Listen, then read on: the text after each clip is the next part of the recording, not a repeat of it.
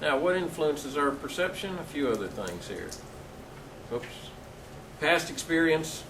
I just mentioned that with my dad. That would be a good illustration for that too. The situation. That would be like walking down a dark alley in a city when you're used to living on a farm. Or maybe when you're used to living in the city, walking across the Pell City campground at night. And it's like, whoa, something's going to get me. You know, it's the situation. Or maybe something just happened. Something bad happened in your community or your neighborhood. And you used to be able to just very freely and safely walk around, and now it's like, well, not me. No, I'm not going out there. The situation is affecting your perception. Your values affect your perception. What do you think is really good? Do you value people speaking honestly? Then if somebody lies to you, you're probably going to get really, really upset. Okay?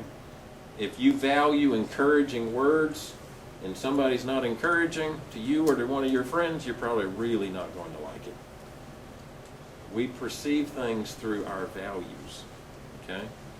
And expectation. If you expect something to happen or not happen, you know, I've seen people that tend to, you know, they live life with the glass half empty, and it's always like, something's going to happen, this good thing won't ever happen. You know, they couldn't enjoy it, you know, and then when it does, like, oh, that's a surprise, it doesn't hardly ever happen, you know. And, you know, your expectations. You can go into relationships and see things that aren't there.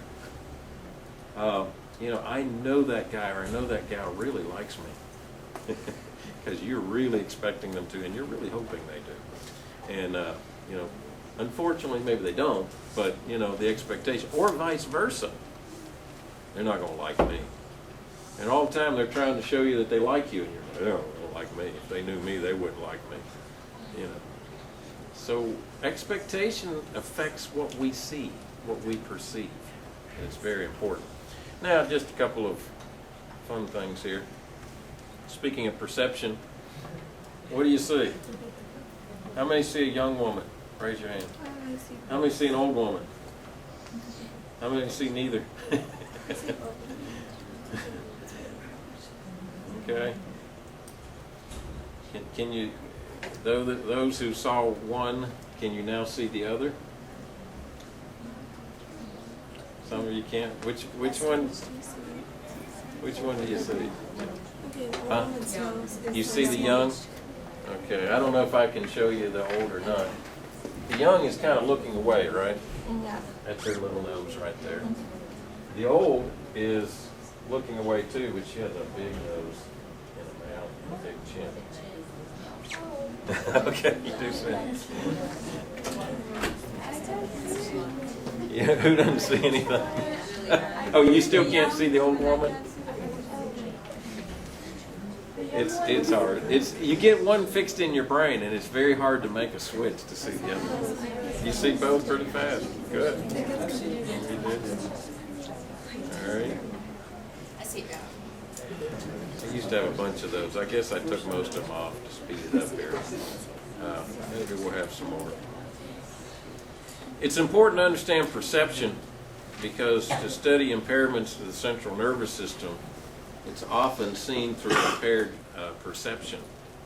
And how we interpret experience is determined by our perception. So it affects how we learn, how we act, how we respond to people. Perception. Have you heard the expression, perception is reality? Yeah. What's that mean? Is perception reality? Just because I perceive it, does it make it real? No, but it makes it real to me. I act on it as though it is real because it is my perception. Okay? And I think a lot of political and social issues are affected by different perceptions. Okay?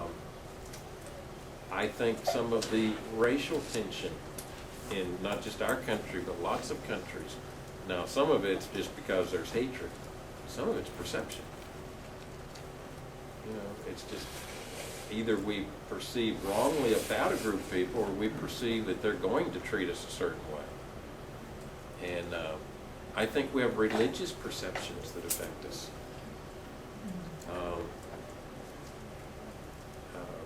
I can remember being in a discussion with a student when I was principal in Pell City. Good guy. I mean, I had confidence in him, but he brought up a discussion in class about worship style. And he just absolutely, there is no other way you can worship except like this.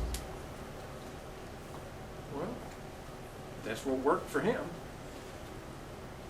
And, I have my bias, or whatever you call it, or preference about worship style. But I've been in a lot of different worship styles around the world, and I've learned to be able to worship in those and enjoy them. But we can tend to be blocked sometimes by our perception, where we don't hear from anybody else. We don't open up to allow that it might be different than this. Okay? So perception interprets things. Some of the diseases that affect us, our perception, dyslexia, schizophrenia, autism, some of the neurodegenerative disorders typically associated with old age, Alzheimer's, Parkinson's. Multiple sclerosis is not necessarily associated with old age, but these affect us in our ability to do certain things and our perception. It's important to study the nervous system to understand some of these disabilities that we're talking about. For example, in that last point, it's now theorized that Alzheimer's begins with visual or perceptual impairment before memory loss. So they're starting to be able to detect the onset of Alzheimer's earlier now. And they've done more studies since then. I read one recently, but I can't even really remember what the connection was. Anybody see a study just within the last few days where they thought there was a connection with Alzheimer's to help detect it earlier? My Alzheimer's must be working because I can't remember it. Elizabeth? Does that just mean like your eyesight is leaving, or like you have hallucinations of people doing stuff? Like No, it seems like their eyesight is affected. I don't think it's hallucinations in this case. But it's people that have had, their eyesight deteriorates fairly quickly, and they start struggling with maybe letters or something like that, and their perception, distance perception, which often is a problem with older people anyway. So, but typically they're noticing that seems to precede the Alzheimer's. Now, is that the cause? I don't know if they determined that or not. Quick little test my friends did with their grandmother is they asked her to draw a clock, and she couldn't draw one. Really? And Okay. that's when they knew that, I mean, Okay. she was already having some issues, but Mhm. that's when they knew Okay. she's headed. Okay. Right.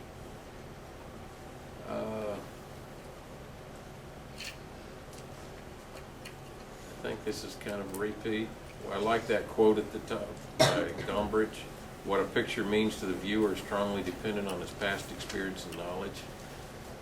They do psychological tests sometimes, and the ink blob. If you've ever seen, what do you see? I see an ink blob. I mean, I really do. Just the weirdest thing to me.